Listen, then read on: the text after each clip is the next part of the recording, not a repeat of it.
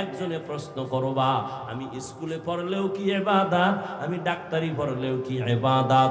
হ্যাঁ, তুমি যদি আমার নবীর তরিকা মতে পড়ো। বলে কেমন? কয় ক্লাস চলবে, নামাজের টাইমে নামাজও চলবে, মা বাবার সাথে বেয়াদবি হবে না, শিক্ষকের সাথে বেয়াদবি করবা না, 5 বেলার নামাজ ঠিক মতো আদায় করবা। ডাক্তার হওয়ার মহা উদ্দেশ্য হলো বেঈমানরা মুসলমানের চিরন্তন দুশ্মন। ওরা যদি চিৎকার দিয়া কয় আমাদের ভারতের ভিসা বন্ধ, চিকিৎসা বন্ধ, ঔষধ সরবরাহ করা বন্ধ, মুসলমান ডাক্তার দাঁড়াইয়া বেঈমানের মুখে থুতু নিক্ষেপ করে বলে দিবি, বেঈমানের বাচ্চারা, তোদের ঔষধ লাগবে না, তোদের ডাক্তার লাগবে না, ইনশাআল্লাহ আমাদের মুসলমানের জন্য আমরা মুসলমান ডাক্তারেরাই যথেষ্ট। এরকম মুসলমান ডাক্তার ডাক্তারি হইরা 5 বেলার নামাজ পড়ে আসেনি? ও যুবক, আমি তোমাকে টুপিওয়ালা বড় ভাগরিওয়ালা হুজুর বানাবার জন্য বয়ান করতে আসি নাই, বরং তুমি নবীর তরিকা মেনে চলো। তুমি আমার ভাই, তুমি আল্লাহর মোহাব্বত নিয়ে, নবীর মোহাব্বত নিয়ে চলো। ও আল্লাহর বান্দারা, তুমিও নবীর উম্মত, আমিও নবীর উম্মত। তোমাকে এত বয়ান করে বুঝাইতে হবে কেন?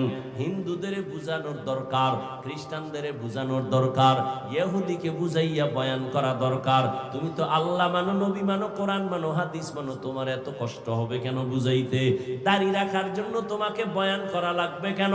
পর্দা করার জন্য তোমাকে বয়ান দিতে হবে কেন? হালাল খানার জন্য তোমাকে বয়ান দিতে হবে কেন?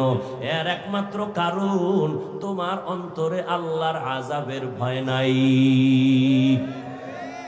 আর আল্লাহর আযাবের ভয় আসবে না যতদিন পর্যন্ত একজন আল্লাহর খাঁটি বান্দার অনুসরণ না করবা, মুরব্বি না মানবা। যেই উম্মত তার নবীকে মুরব্বি মানে না, ওই উম্মত দুনিয়াও ধ্বংস, পরকালও ধ্বংস।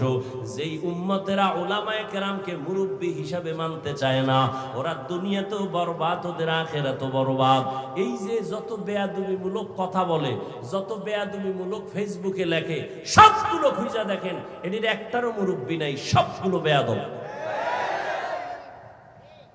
খবর নিয়ে দেখেন, একদম মুরব্বি মানে না। মুরব্বি যদি মানত তো লাগাম টেনে ধরত। রাস্তায় কুত্তা ঘুরে, একটারও দাম নাই। মালিকের শিকল যেই কুত্তার গলায় লাগানো, কুকুরের মূল্য আছে। কথা ঠিক না? আকাশে পাখি উঠতেছে কোটি কোটি, কোনো দাম নাই। খাঁচায় আটকানো পাখির দাম। তুমি বেপরোয়া জীবন চালাও, তোমার কোনো মূল্য নাই।